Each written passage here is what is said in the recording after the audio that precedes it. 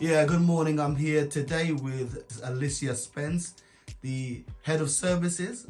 Director of services. Apologies, Director of services at the African Caribbean Community Initiative. Good morning. Oh, well, it could be good morning, could be good afternoon, could be evening, or good night. Good day. Good day. So, Alicia, tell me a bit about yourself and your journey to working with ACCI. Right. You want to know a bit about myself? Yeah, and how long have you got? A whole day. All right then. Yeah. Because I have to go to work.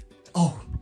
Yes. Right. Okay. Well, largely, you probably know, you don't know that my parents, as with a lot of other people, the parents came ahead in 1965. My brother and I joined my parents here in Wolverhampton, and I started going to Penn Secondary Modern, it was called. I think it's equivalent to the present day Colton Hills. And you know, the thing that struck me, I always tell people when I got to school, how difficult the school was. It was so easy in comparison to leaving school in Jamaica, because you weren't doing anything. It's basic in that RAT, rat, CAT, cat. And I actually remember writing to one of my friends back home and saying, try and come to England because school is so easy, you know. And yeah, on the back of that, if I just come in, recently there was a documentary about ESN? ESN. But so would you have been put into an ESN? I, along with nearly all of us who came from the Caribbean, were put into ESN, educationally subnormal classes, or like special class. You know, children who have learning disability, you would say nowadays. Yeah.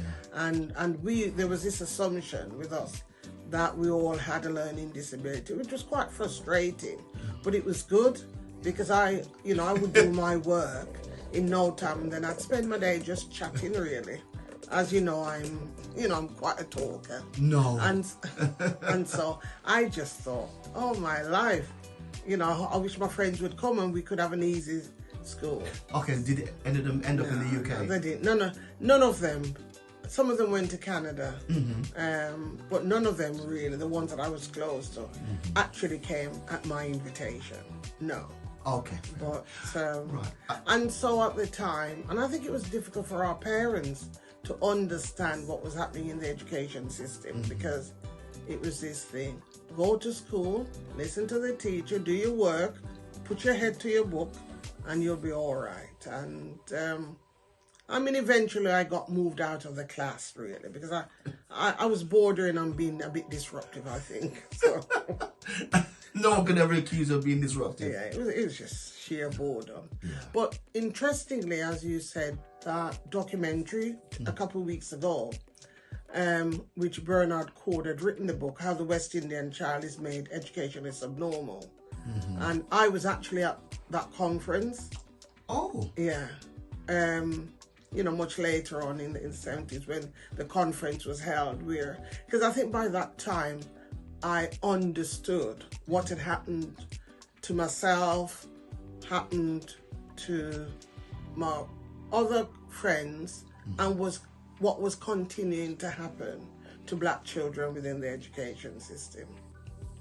And so I moved up, and at the time I thought, I had this notion that I'd like to be a teacher, because coming from the Caribbean, you're a nurse or a teacher or something like that. And I thought, teacher. Well, of course, at that time, black girls weren't really, or not just girls, black children, Caribbean children weren't allowed to dream that they could become a teacher. Okay, so did they have careers classes, and did they? They probably did, but it was nursing. So I thought, that's what they pushed you towards. Yeah, but not only that. It wasn't, because at the time, the nurse training, you had two tiers. You had your state enrolled nurse, which is your practical bedside nurse, which had no career path at all. Once you're an SEN, you're always an SEN. You couldn't get promotion. You were the one. So it's like glass ceiling. Yeah. Yeah. And then you had state registered nurse, which is one where you could get promotion, become a ward sister or a matron.